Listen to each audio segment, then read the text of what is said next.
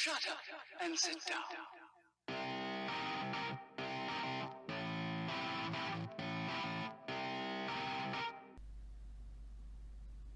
Ho ho ho! Happy holidays and all that jazz.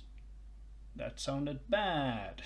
let's let's roll with it. Hello and welcome. I am silently loud and I'm here for one thing and one thing only, and today that one thing is to relieve your stress. Now, what I mean by that is that this time of the year can be a bit hectic, a bit of pain in the ass. In fact, you have events to plan, gifts to buy, your relatives, children, family, all that. We all know it can be a bit pain in the ass at this time of the year. You got all that need to be planned and put together, and yeah. But you also have little time to read to relieve your stress. You have half an hour here, 1 hour there, 20 minutes here and there. And that's good, that's great. You can use that time to read to relieve that stress. And for that reason, I am here to recommend 3 good things you can read on your phone, which you always have with you. I'm hopeful that you do. So let's get started with the first one, Ogre Tyrant. Now, if you have read the Chrysalis, which I also recommend, and I made a video about it a few months back, a bad video, but video nonetheless. And Ogre Tyrant and Chrysalis are quite similar in fact. But the thing is that the MC in this one is called Tim, and Tim is a bit of a coward, at least for the first part of the story. And the synopsis goes like this. Tim wakes up to find he's naked and alone in a fantasy world. However, he's not as alone as he first thought. There are other people running around all over the place fighting monsters for a living. Unfortunately for Tim, he seems to be one of those monsters.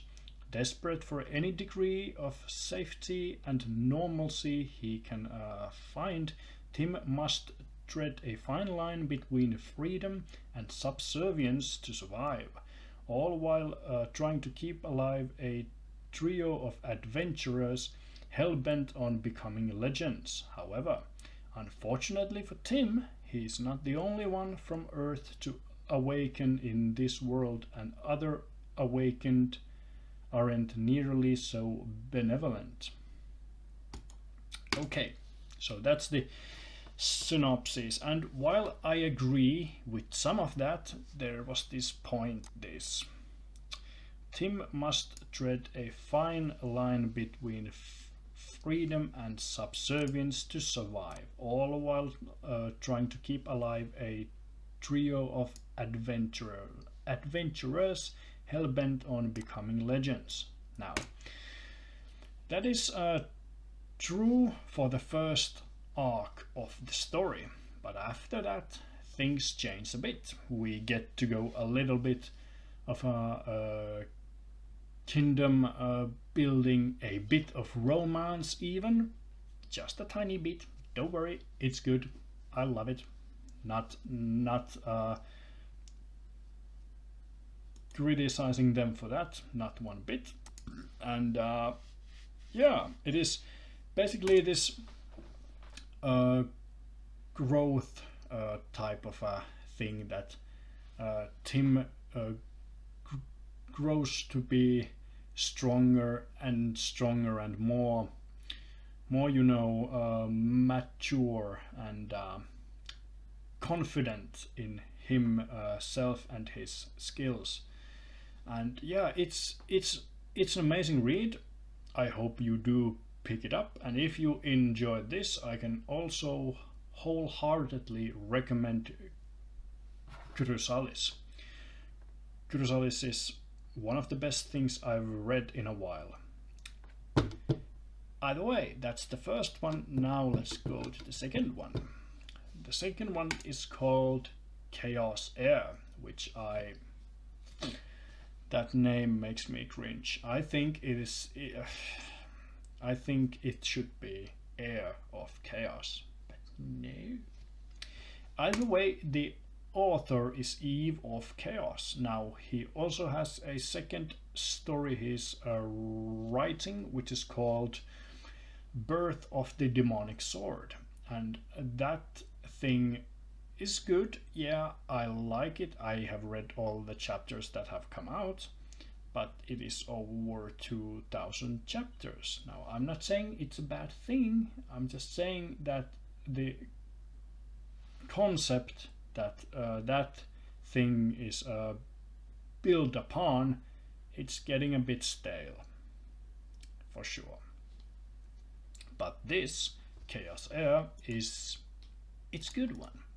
It's basically sci-fi action fantasy genres. I think what do they say in here?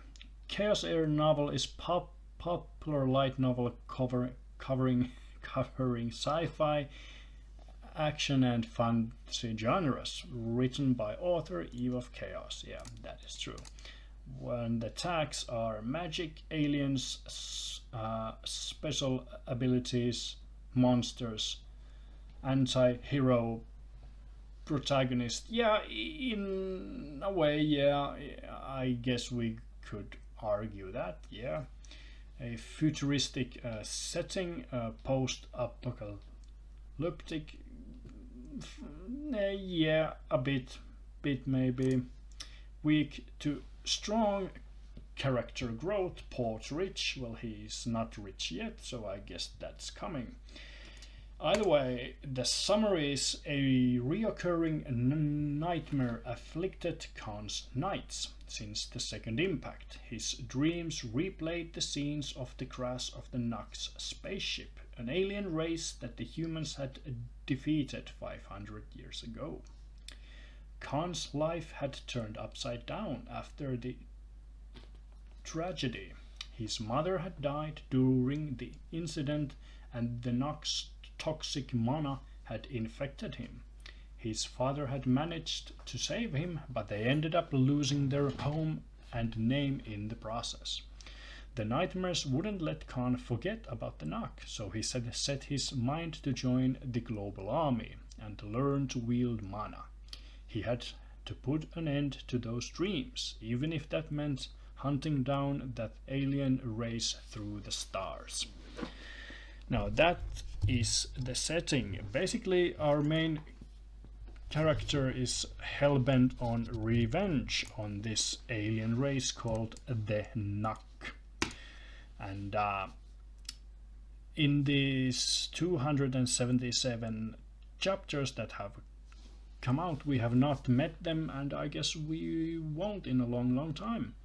But there are different aliens, different races, different wars that our main character needs to go through and has gone through, and there's even some romance. Here's a tag, even romance, and I don't think it's the second arc. It is the third arc of this story, Chaos Air, where the romance really kicked off, and that third arc really broke my fucking heart. I mean, don't get me wrong, it was good. I mean, this whole story is written amazingly. I love it. But the end of third arc really made me feel thingies. God damn it. Yeah, I can wholeheartedly recommend Chaos Air. So, to the last one, and my favorite one by far. Silver Seeker by Scribblehub. Well, you can read this in Scribblehub. The author is where's the author name? Come on, it must be somewhere. Why I'm not seeing the author's name? Huh? Is it that? Kenneth. Let's go with that. I guess it's Kenneth. Okay. Synopsis. After fulfilling the duty all Ark necromancers are tasked with, Silver Cesari was not expecting to ever wake up again, but he did.